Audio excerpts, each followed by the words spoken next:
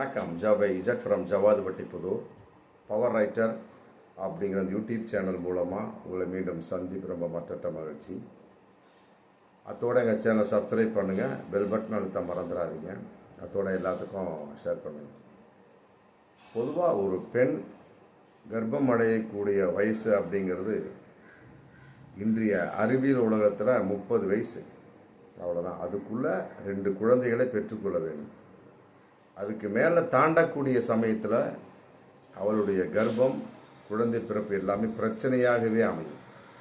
குறையுள்ள குழந்தை பிறப்பது, அபார்சன் ஆவது, மற்றபடி தாய்க்கே சில பிரச்சனைகளை ஏற்படுத்தக்கூடிய கர்ப்பம், இப்படிலாம் பலவிதமான விஷயம்.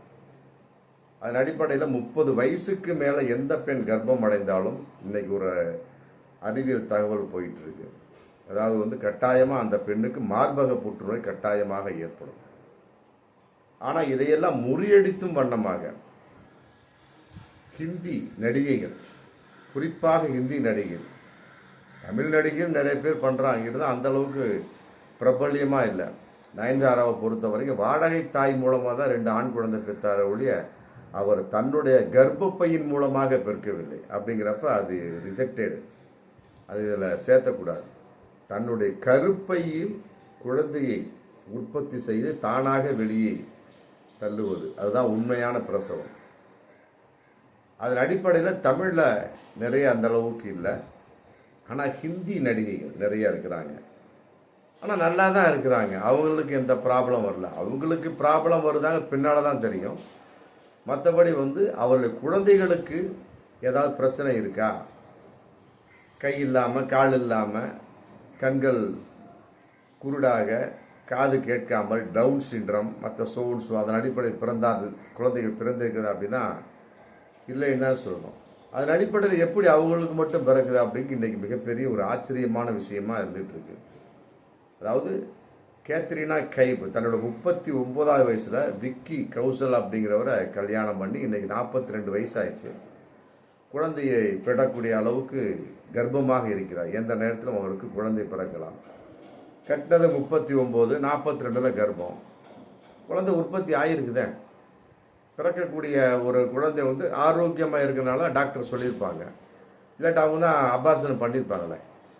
எப்படி இவர்களுக்கு மட்டும் நல்ல ஒரு குழந்தை பிறகுது அப்படிங்கிறது இன்னைக்கு ரொம்ப ஒரு ஆச்சரியமான ஒரு விஷயம். அதே மாதிரி கரீனா கபூர் 2வது குழந்தைய 40 வயசில் பெற்றெடுக்கிறாரு.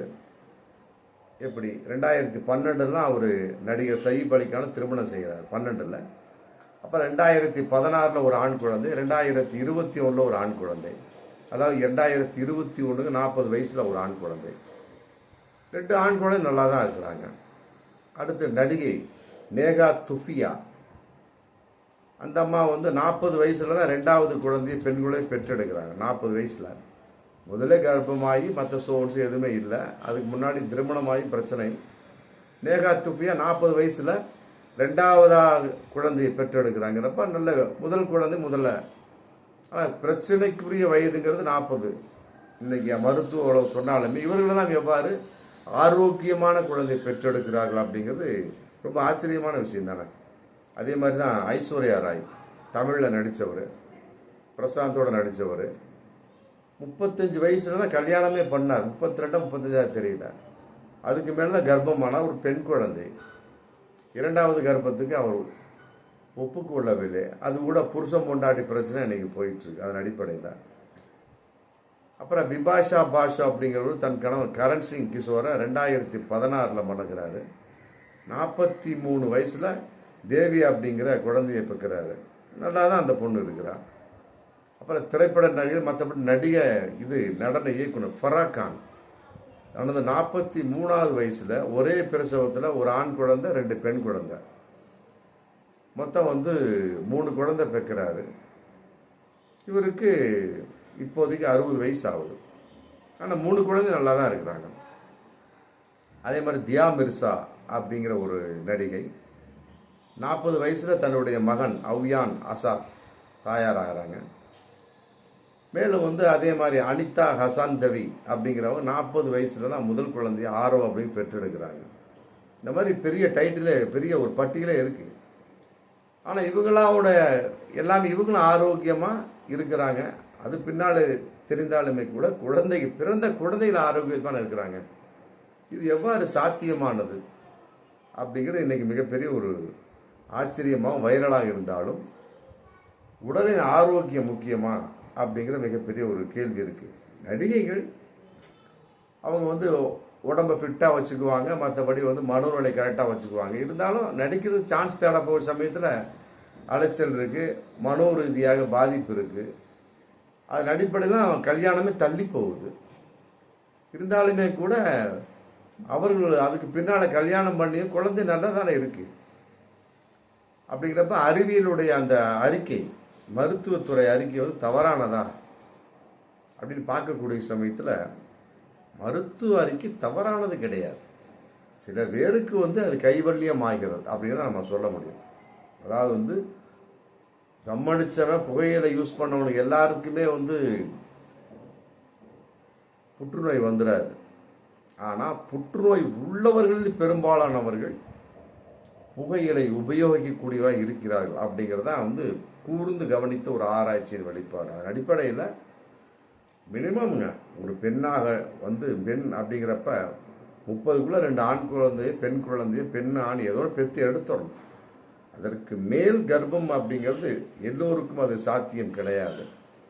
பிறக்கக்கூடிய குழந்தை ஏதோ ஒரு வகையில் டவுன் சிண்ட்ரோம், குறை பிரசவம், மற்றபடி இவர்களுக்கு பாதிப்பு, தாய்க்கு கருப்பை கோளாறு, மற்றபடி மார்பக புற்றுநோய் அப்படிங்கிறது அங்கங்கு தெளித்த ஒரு கருத்தாக இருக்கு.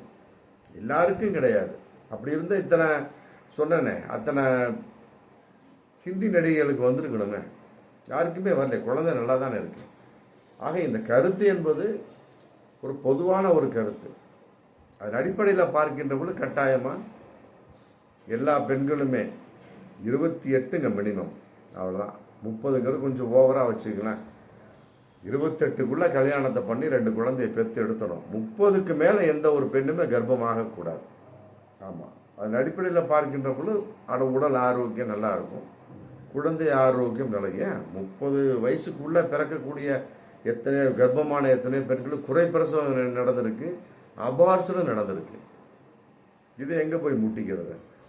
ஆக இதெல்லாம் டோட்டலாக பார்க்கக்கூடிய சமயத்தில் ஒரு விஷயம் கன்ஃபார்ம், அதிகப்படியான ஒரு குழந்தைகளுக்கு ஏதோ அங்கங்கே தெளித்தால் போல் வந்தாலுமே கூட, மற்றபடி சில பெண்கள் இந்த மாதிரி ஹிந்தி நடிகை போன்ற பல பெண்கள் தப்பித்து கொள்கிறார்கள் அப்படிங்கிறது இதில் கன்ஃபார்மாக தெரியுது. அதற்காக பல பெண்களுக்கு நான் சொல்லிக் கொள்வது என்னடா, கேத்ரினா கைப், மற்றபடி நேகா துஃபியா, பிபாசு, மற்றபடி தியா மிர்சாலாம் 40 வயசுல தான் கல்யாணம் பண்ணாங்க, 45 குழந்தை பெற்றாங்க, நம்மளும் அப்படியே பெற்றுக்கலாம், இப்படி இருந்துடாதீங்க.